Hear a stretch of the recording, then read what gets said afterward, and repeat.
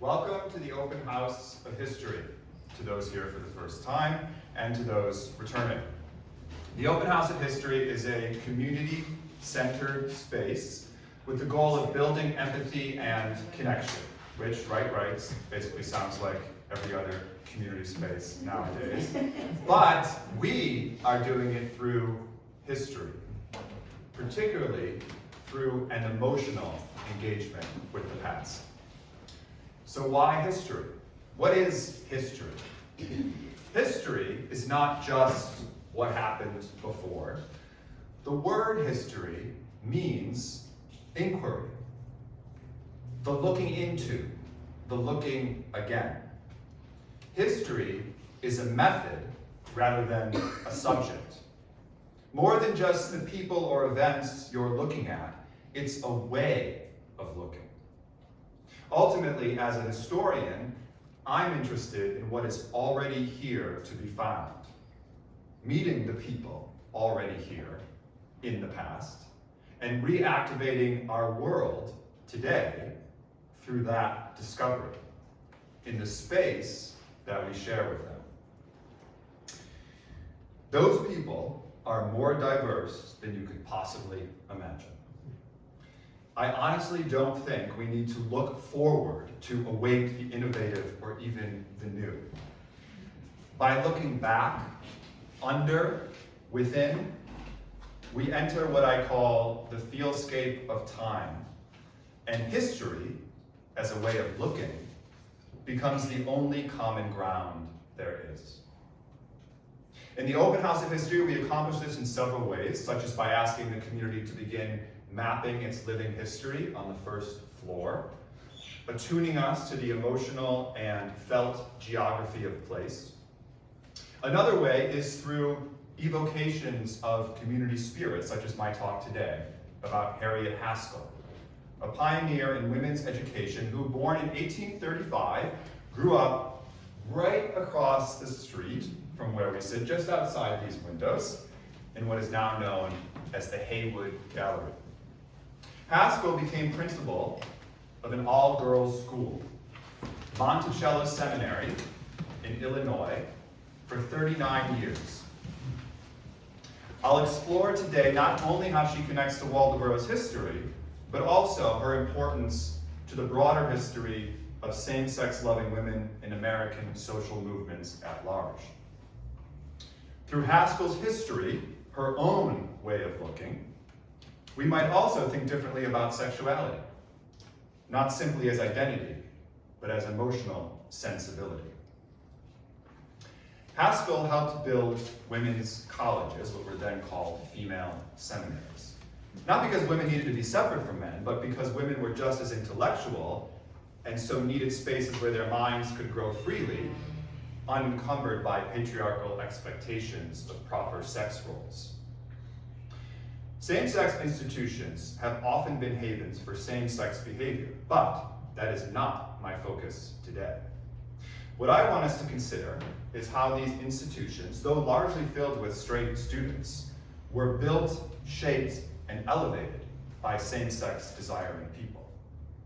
The sensibilities of those people helped shape not only the curriculum, but the emotional, ethical, and social feel, and so the impact of the education itself. Their sensibilities embodied an openness, humor, closeness, and experimentation that was foundational to what made these schools succeed. It is much harder to sense and grasp all of that today when we reduce the conversation around sexuality to identity shorthand, LGBTQ. Or if we just let pride and emotion stand in for a far more transformative set of feelings that give social ballast to same-sex desire and the world it shapes. While useful as a political language to a point, LGBTQ and pride are ultimately too blunt to capture the world of nuance that is our subject today and our lives all the time. They're also too divisive to invite conversation with people who might not see things your way. We are inheritors of these terms, but we don't have to be limited by them. Their flattening stems in part from how same-sex desire was pathologized in the 20th century, converted from capacious emotional sensibility into behavioral type, type into category, and category into identity.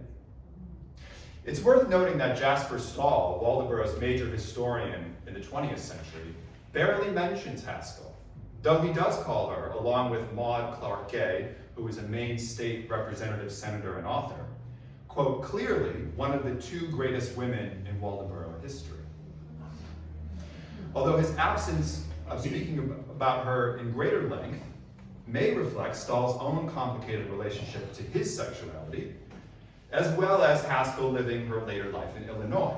However, Samuel Miller, postmaster in this very building and author of the town's first published history, 40 years before Stahl, and who no doubt knew Haskell personally, gives her over a full page of description, ending with, quote, one of the touching episodes of her life was the love which existed between herself and Miss Emily G. Alden, an attachment which began when they were roommates at Mount Holyoke Seminary and continued unabated through her entire eventful life, end quote.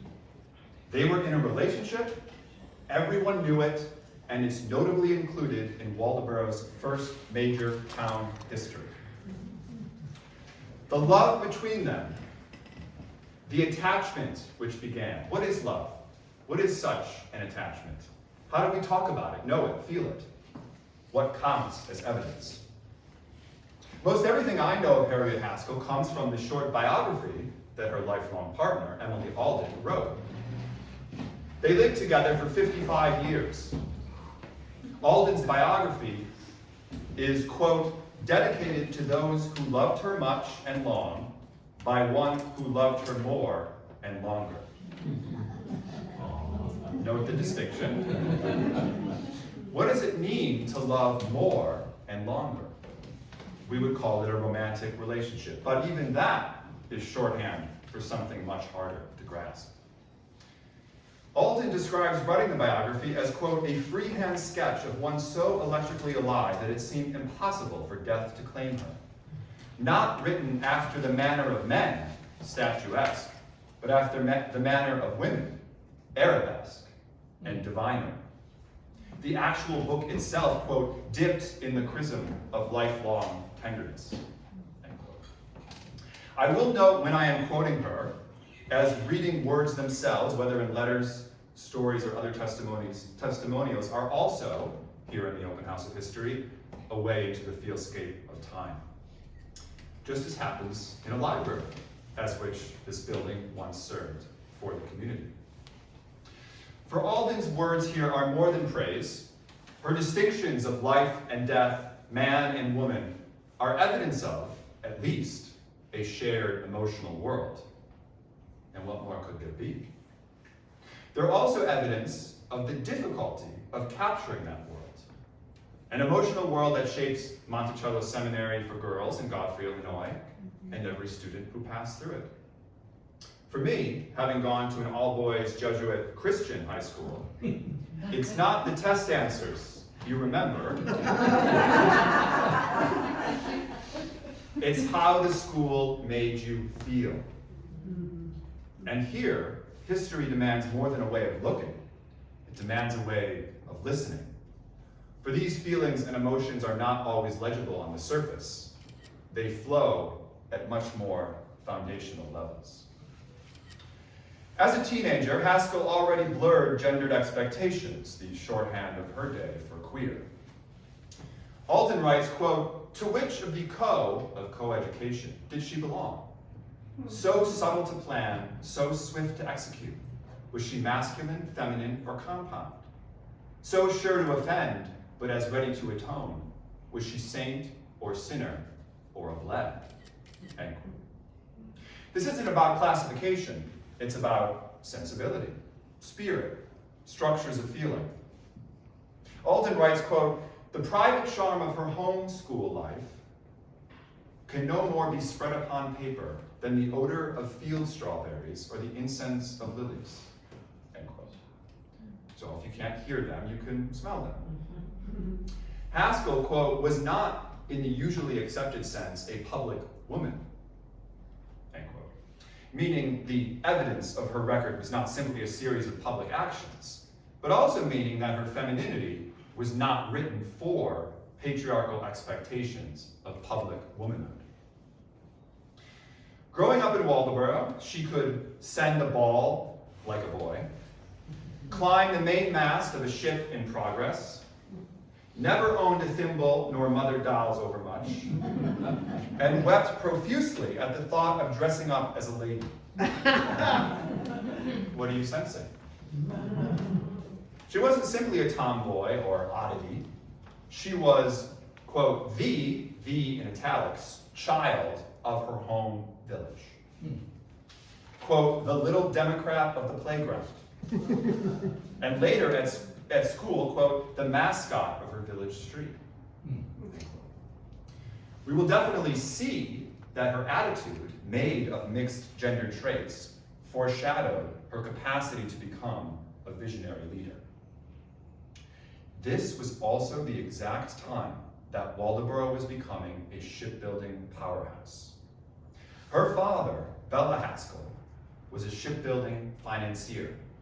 Her neighbors, George Sproul of the family of Sproul-Locke, and Isaac Reed, whose house was right there where the theater stands today, were among the town's most powerful men.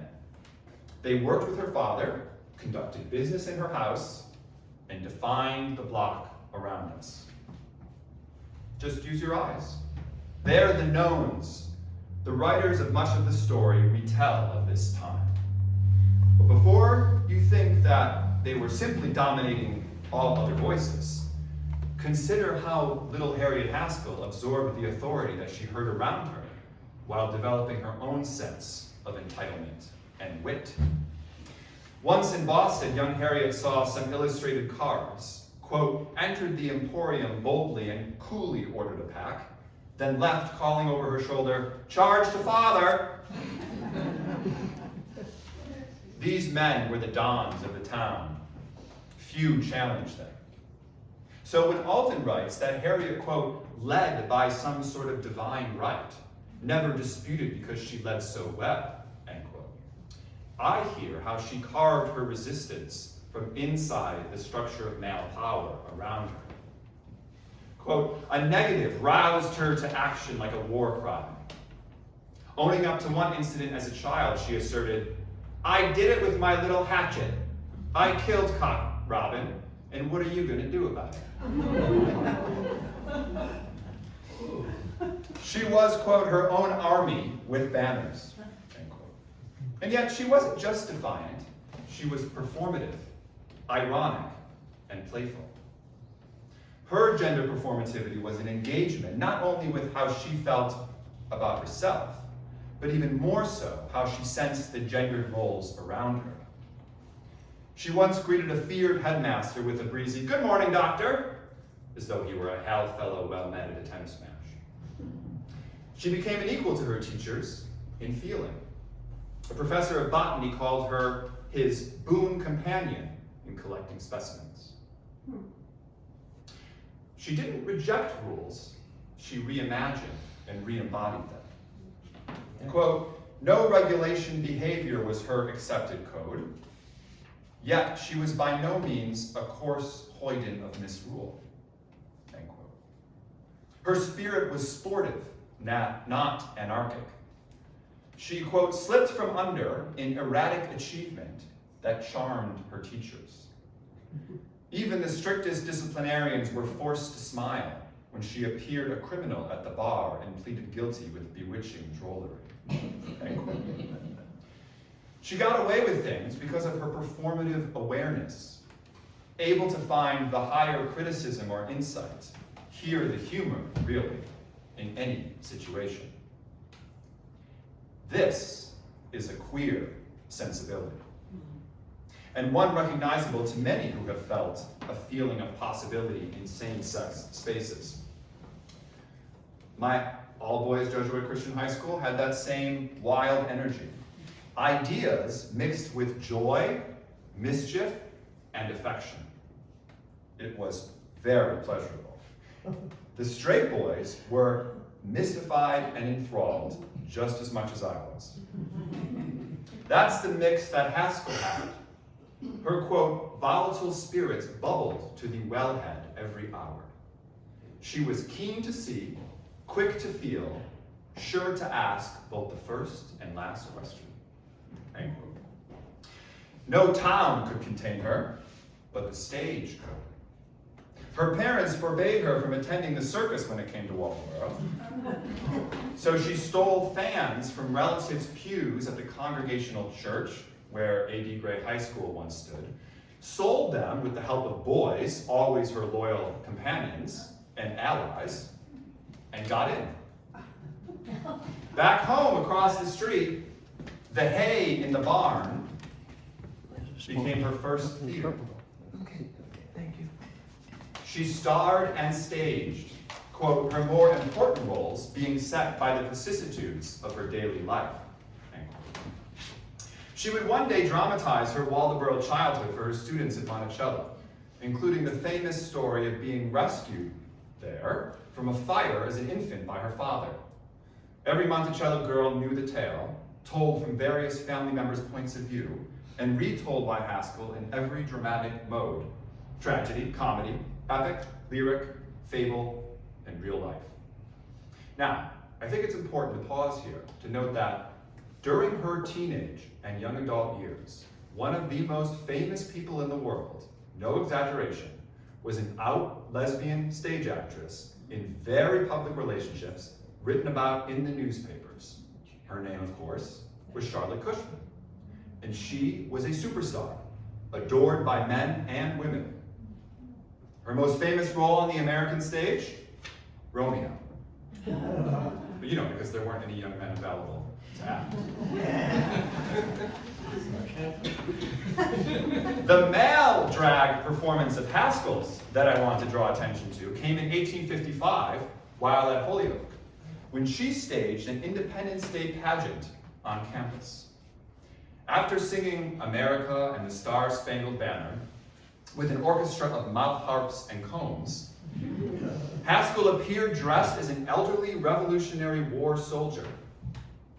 As someone other than Alden recalled, she, quote, came forward trembling with age, leaning on 2 crutches, and supported by 2 attendants to deliver a monologue.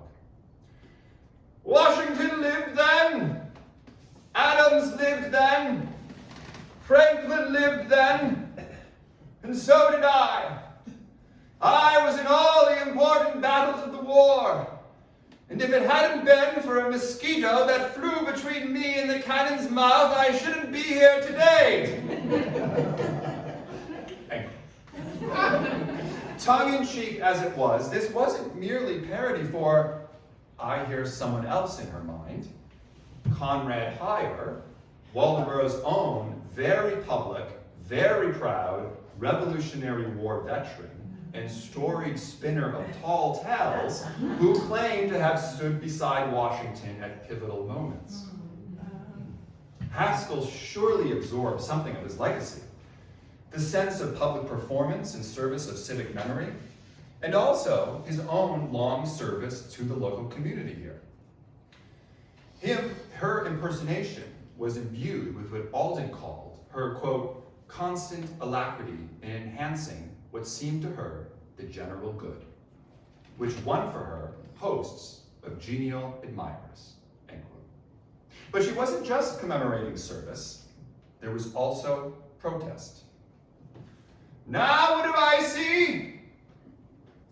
3 millions of slaves in the land of the free. This was 1855, 5 years before the Civil War. And then, writes Alden, who was in the crowd that day as her fellow student, this, quote, spread-eagled orator, the grand rebel herself, delivered a soul-stirring harangue on government for girls, by girls, of girls themselves. We can only imagine it was still in the same old man voice. friendships. After college, she returned to Waldoboro and was hired to teach at the just-built Friendship Street School, the town's first architectural symbol of public educational reform. Public schooling was still organized by neighborhood districts, if it existed at all, and standards were uneven or absent. The Friendship Street School was built by the town's elite here in the village, just as Haskell returned to Waldoboro.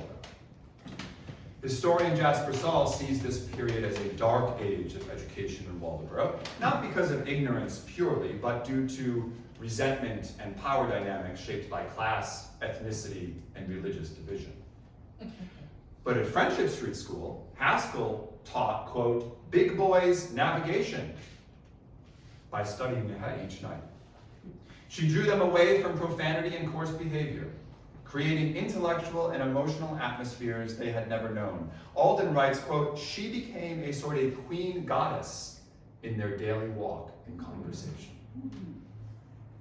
Imagine her performance as a teacher. As Alden later described her, quote, as she crossed the large and always crowded hall to the blackboard, for the moment, apparent queen of all she surveyed, there was a hush in the audience, and a smile of satisfaction when in her turn she was called upon for her demonstration. And it all began in Friendship Street School. She was just 27 when she was asked to succeed a masculine veteran at the all-girls high school she had attended in Vermont. And some of her Waldoboro pupils even followed her there. She hadn't always wanted or planned to be a teacher, but something about her experience in an all-girls educational environment had taught her how to live. It wasn't about knowing everything or being smarter. She was tuned to a larger world. Quote, she simply went ahead, unmindful of what others were doing unless they encroached upon her reserves. End quote.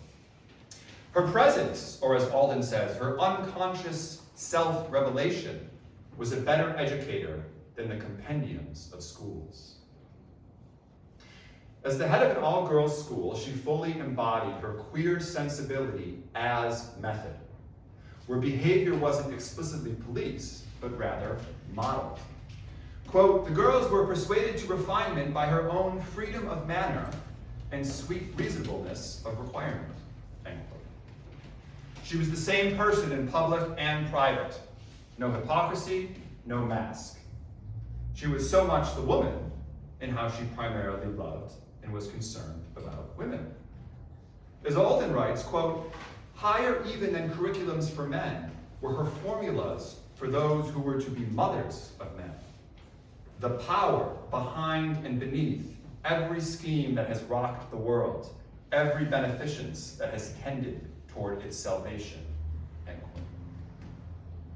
She soon accepted a position as head of Monticello Seminary in Illinois, where she would stay for just about 40 years. There were boys at neighboring schools, and before her leadership, gender mixing was stilted and secretive. She changed that. She taught a Bible class for young men, bringing them into the women's space to learn. She welcomed innovative teaching methods. Quote, full scope was given to originality of scheme, and no method was tabooed because unusual, if it proved effective. This wasn't just curricular innovation. It was an ethic of living. The well-roundedness sought after, and so often debated in education today, is foremost a way of thinking freely and clearly, no matter the subject, rooted in open and lively camaraderie and conviction, qualities that have been strongly cultivated in same-sex environments. Quote, she was now a larger classic, not only of the unexpected, but a deluxe edition of the assured. She knew her force and was built to ride rough as well as shining seas. End quote. Note the sailing metaphor. Male critics were disarmed by her sharper jest. Quote, she cured not so much by caustic rebuke as by mild ridicule. The laughter it provoked was a sure antidote to the petty vice. Under not the scalpel of the surgeon, but the burring of the deft etcher, end quote. She practiced the art of education, the art of mediation, the art of reform. Her emotional awareness extended across all kinds of artificial boundaries, which she crossed with casual intentionality. Quote, platform and parlor knew her presence, but also kitchen and dooryard. The spreading campus in front and the outlaying farm behind were equally familiar, end quote. She treated staff with attentiveness and made them proud of their work. She elevated, quote, the waste places and lifted up the left outs, the sore hearts, the dull brains, the formerly unprivileged, end quote. This care had roots here in Waldoboro in a life mixed among laborers and financiers. When another girl from Waldoboro, outside the village, enrolled at Mount Holyoke, a girl with a withered arm deemed brainy but peculiar, no one wanted to room with her. Haskell stepped forward and, quote, in a ringing voice said, I will take her in my room. Not in any patronizing way, but with, let's say, social clarity. And, quote, such a carry of ozone in the social air that no one dared do otherwise than meet her protege on the broad levels of school camaraderie. End quote. Haskell's same-sex loving sensibility was part of a national story. Socioeconomic diversity was a guiding principle of these female seminaries, many founded or led by women-loving women, such as M. Carey Thomas at Bryn Mawr, partnered with Mary Garrett, and Mary Woolley at Mount Holyoke, partnered with Jeanette Marks.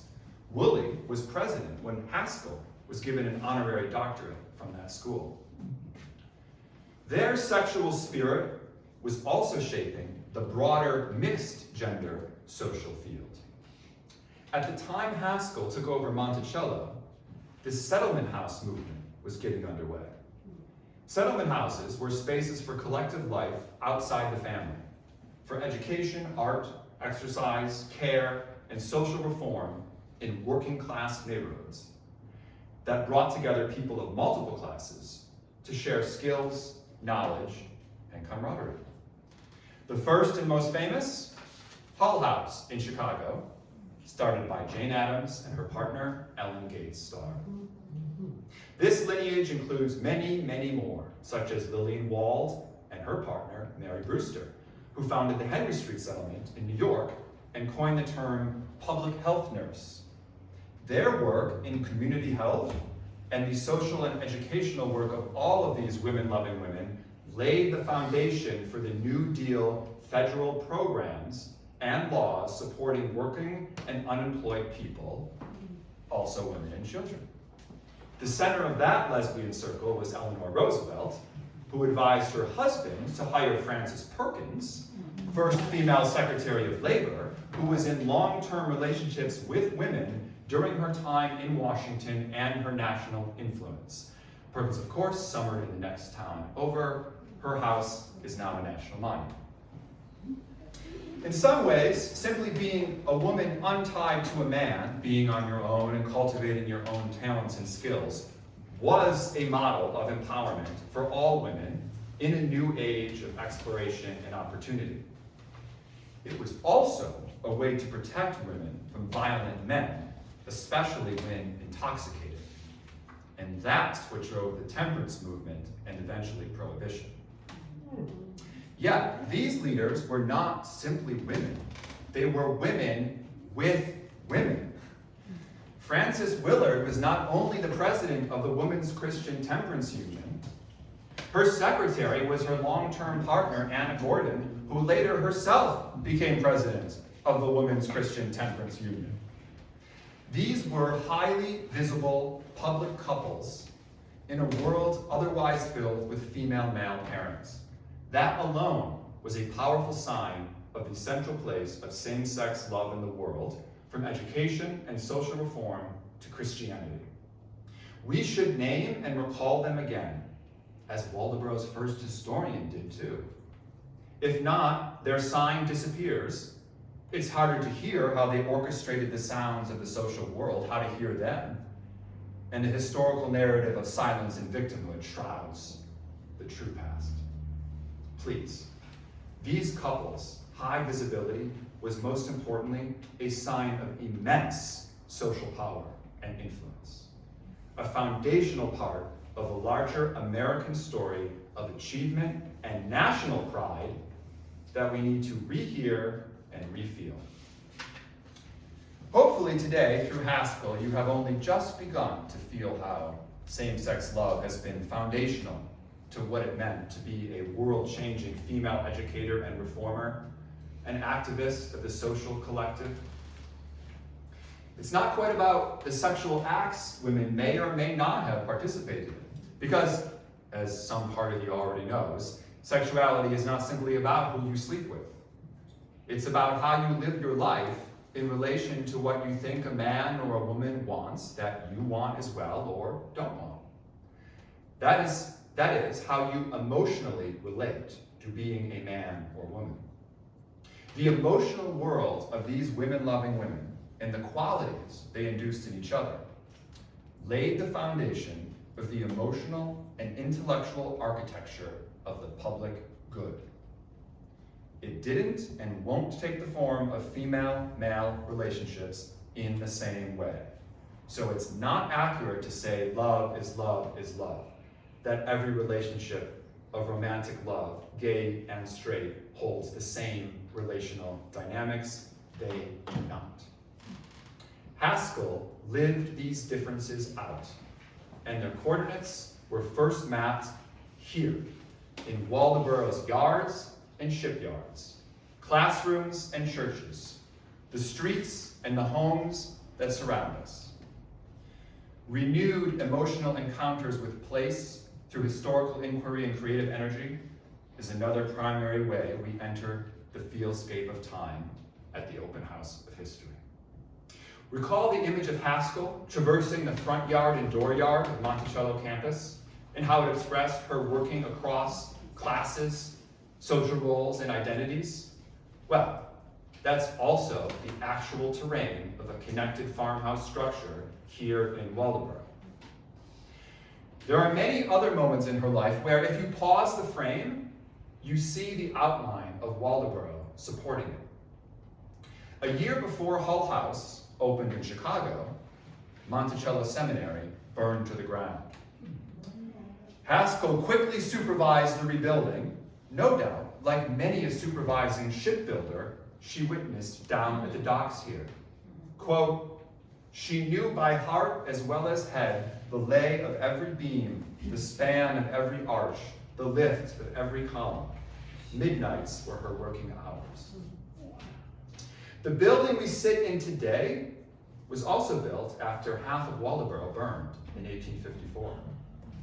Its construction stretches from 1855, when Haskell acted the Revolutionary soldier, then came home and felt the urge to become a teacher, just as Conrad Heyer died and was buried in a grand ceremony right outside these walls, before, some months later, this building was finally finished, and so too the Friendship Street School, where Harriet Haskell began her teaching. Waldoboro's so-called Golden Age wasn't just about ships. It was about movement, feeling, an ocean with fluctuating tides, not simply a vessel built and then released. So too Haskell's coming into her Golden Age and Monticello Seminaries as it was rebuilt after the fire. As Alden writes, quote, "Haskell's charities were ships that passed in the night, not pageants that moved in the sunlight." End quote. She describes Haskell through additional metaphors of water, sailing, and place, ones that take sensorial form through their interstitial connectivity to the surrounding world. Quote, "To formulate was with her to act briskly, fearlessly, but with caution, unseen at the tiller. Her perfectly familiar and yet sufficiently dignified manner was like a sea turn in a sultry afternoon. As generous as sea foam, her mind was always thine. She sealed no private treasures with cabalistic sign. She was stimulating as ocean brine. End quote. This place of Waldoboro helped teach her, as it can teach us, if we, as she, remain truly open to it, and so to ourselves and others. It's not easy, yet, by giving our history, Waldoboro's history, the respect and interest it deserves, as I hoped to have modeled for you today, we can begin to let this place, this building, this town, tell you what it wants to be, if you can hear it.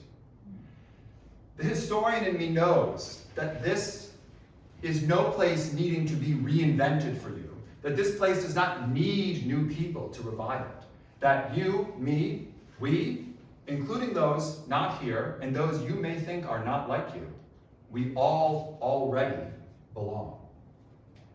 That this town has and can provide the camaraderie and spirit we reheard through Haskell.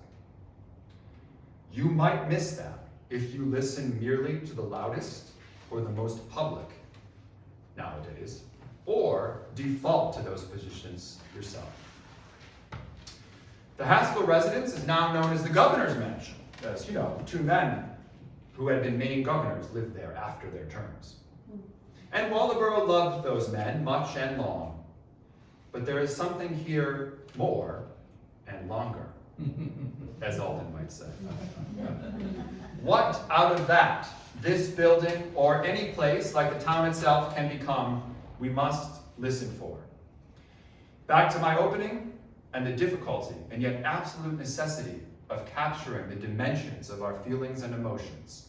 Alden writes, quote, "'Tis not formal biography which is recorded here, but more the life intimate, the song that murmured in the shell, rather than the anthem that pounded on the shore." End quote. It's on these streets, in this place, in this very building. Be open. The readiness is all. So I invite you now, in this open house of history, to hear it. Thank you.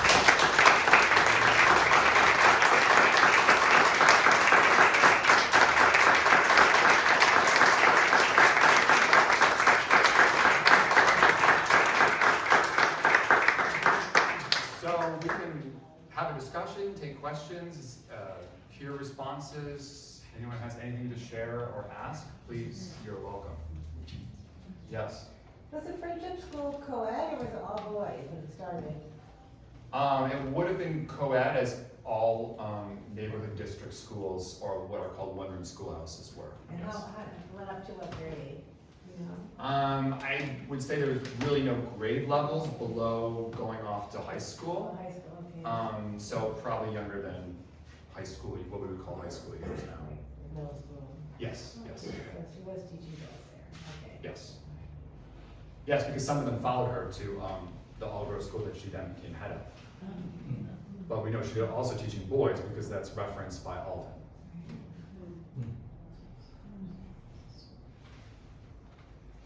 Michael, Yes?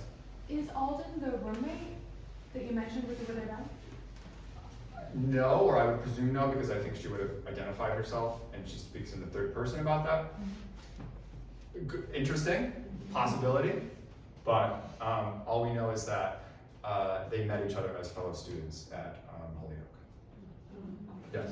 So I like the way you opened up with history as inquiry, so that's very helpful. There was a part toward the end of your presentation where you were distinguishing the type of love, the differences in the type of love. I'm not sure I understood exactly what you said. Can you recall that section or read it again? Basically what I was saying is that there's a public discourse now to say, well, love is love, and so of course you should accept and embrace everyone he loves, and that is true. But we also know that men and women see each other as particular kinds of objects and subjects in the world. And that difference is really important for why a man might desire a woman and not another man, or why a man might desire a man. And so I think it would behoove us to find a language to begin to understand that those differences matter beyond the bedroom, that they actually shape how you see yourself as a subject or object in the world at large. Obvious example would be men who have over millennia objectified women as their sexual object had repercussions outside the bedroom. They traded women as slaves. It shaped how men saw the world. If you're a man who desires another man, do you see that man as simply an object like a woman? Or do you see that man as also a subject as you see yourself? And then how would that translate into the world? You may think about men in terms of equality, affection, and not competition over woman as object, thus reshaping how you organize and structure your life. Well done.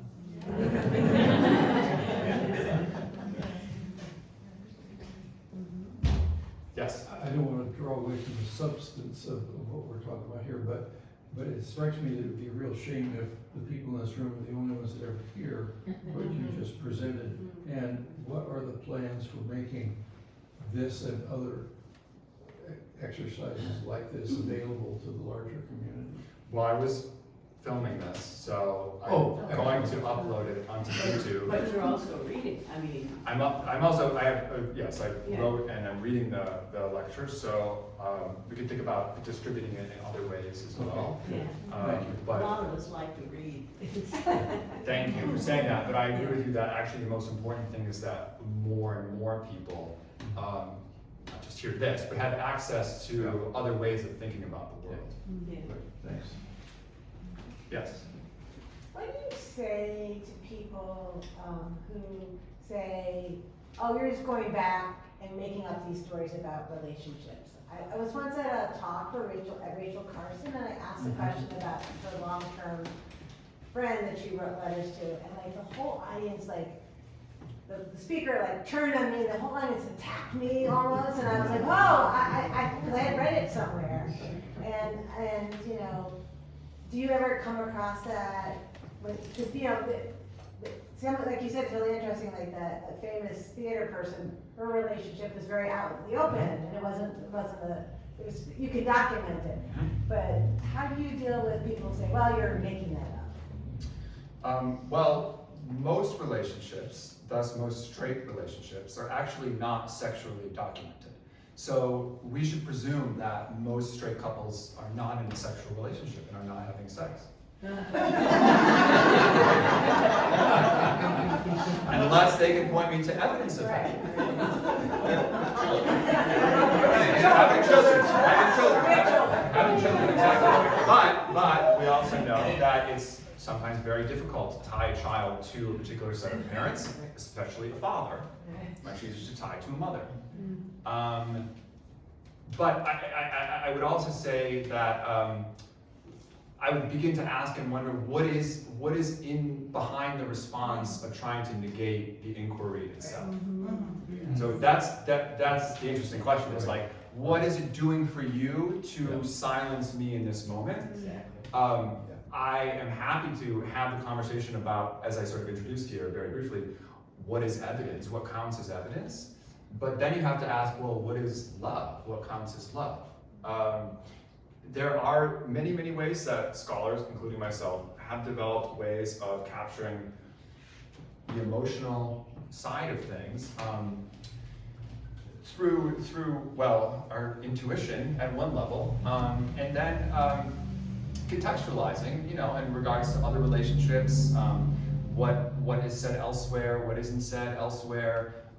Everything is a triangulation, of multiple data points. And that's the only way you can actually get at the substance of our life, which is the feeling and emotion that really are motivating your actions on a daily life, whether they're affection or repulsion.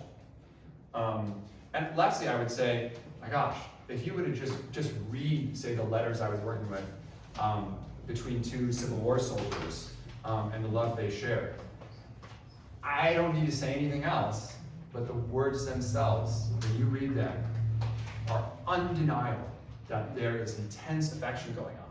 So again, the question becomes, okay, what are you doing in response to that? And what kind of meaning are you putting on top of it to obliterate what is actually there? And why?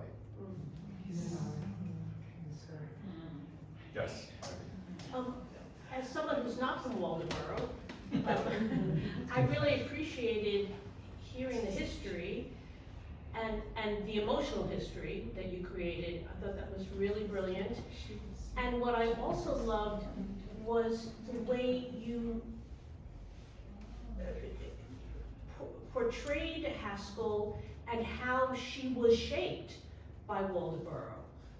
I thought that was really important, right? Yeah. It wasn't just she was from here, Right, but exactly. that things that happened here that were inherent to the town somehow really shaped her and gave her these wonderful attributes that she had that allowed her to become a kind of model. And to open the, I love the well-roundedness of that she wanted for her students. So that was really lovely, because I was waiting for you to do that. Like, oh, so is there something specific about Waldoboro? And then you did another nice thing, which is to then invite us, or people from Waldoboro, to kind of continue that history, to kind of find out what it is about Waldoboro now, because it's different, there's shipbuilding, right, button factory. What about now shapes us? What is shaping us? How are we shaping it? It's all very mutual. So I thought that was really lovely. So one other question I have, or comment, sorry, is the connection with Emily Dickinson, which is so interesting. Mike and I share an interest in Emily Dickinson. So Dickinson went to Mount Holyoke Seminary, but earlier, right? She had a lifelong kind of same-sex love for her sister-in-law, Susan. There's a lot of, there are connections. I'm wondering if you thought, and Cushman. Cushman was a famous Shakespearean actor at the time. Yeah, I was thinking about that as I was writing it, just sort of in terms of the ineffableness of desire and the difficulty of capturing the world as basically Dickinson's project. And of course, Alden writes something about, like, if I could let the smell of the lilacs pass over the page, I was thinking of Dickinson, obviously, it's kind of gross terms, but nonetheless, you know what I mean. But then there's this very public, sort of masculine side of Haskell that to me tied to Charlotte Cushman, who was at the same time as Dickinson, an out lesbian, but it was all public, it was all performative, where Dickinson wasn't interested in that kind of acclaim, let's say. So I find connections to both of those figures, and I think it's useful to use them as poles to show how the femininity is expressed and explored in different ways, yet we're relating them through the same-sex desire that characterizes each point. Also, Dickinson to compare to other people is always impossible, right? Because her whole project is to resist it.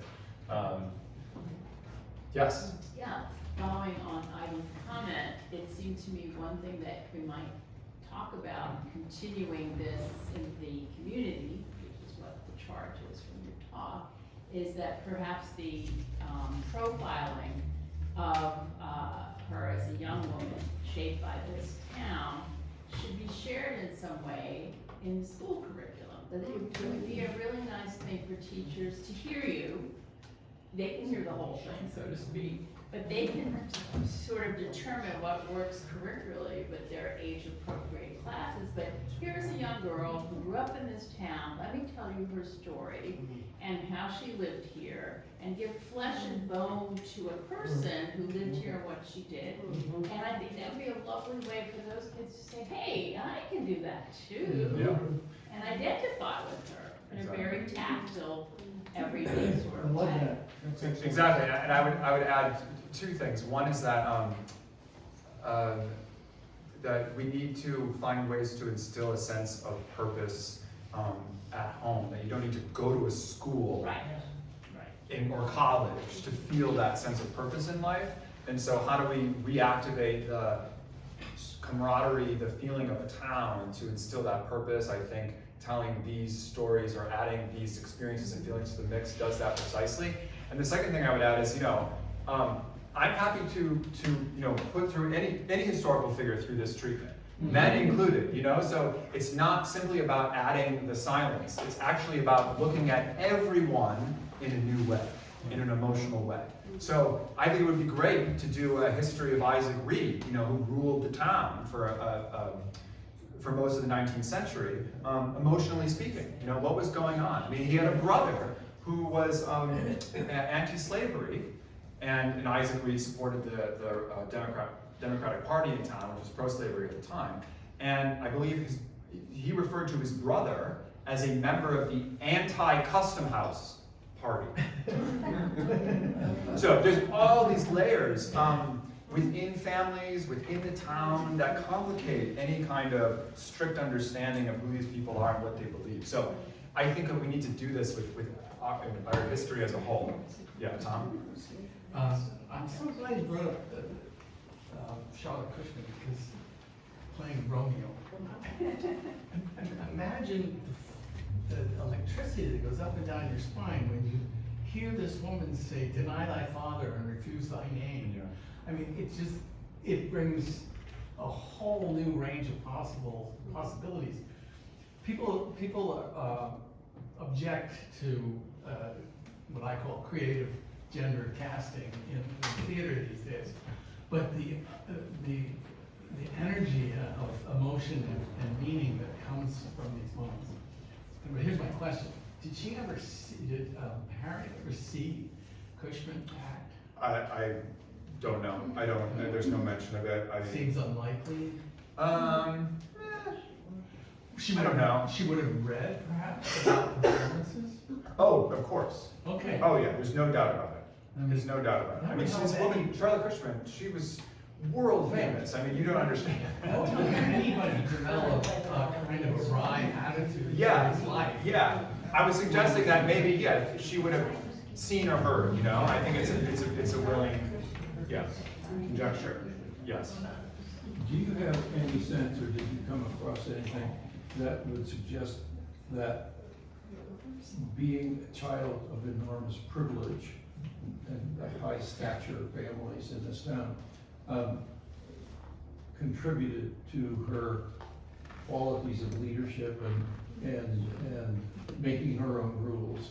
And secondly, more specifically, do you have any sense of what role, if any, her father may have played in nurturing her independence of mind and so forth and so on?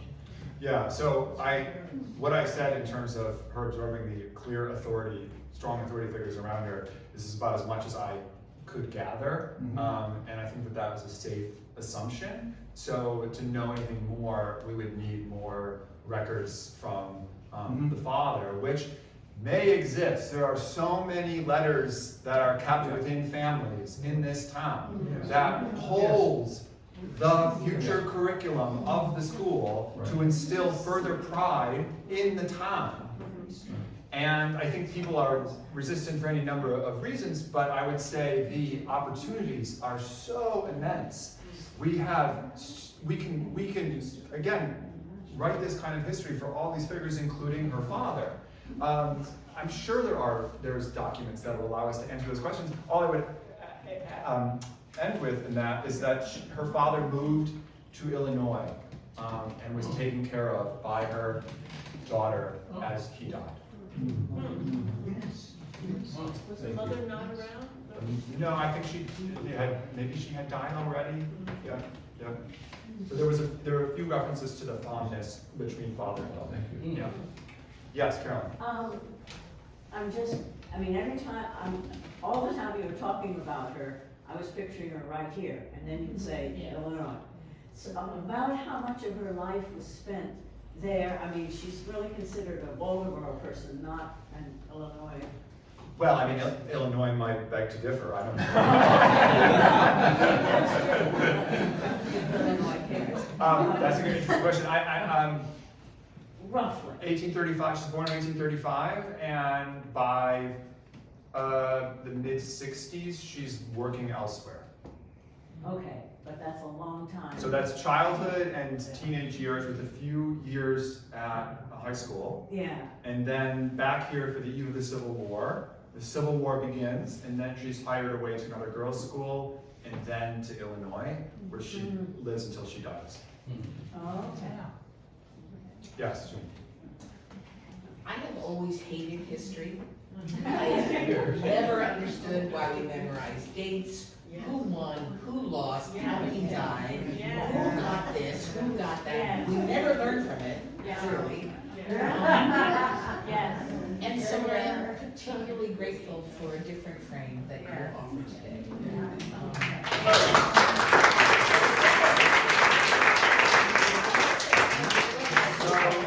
With that, we can close. I'm happy to take other questions downstairs, but thank you again for joining me. And yeah, please spread the word about Harriet Haskell, but also about this place and what we're trying to do. And please participate or volunteer. There's a website. You can put stickers on the map down on the first floor. And otherwise, have a wonderful rest of the day.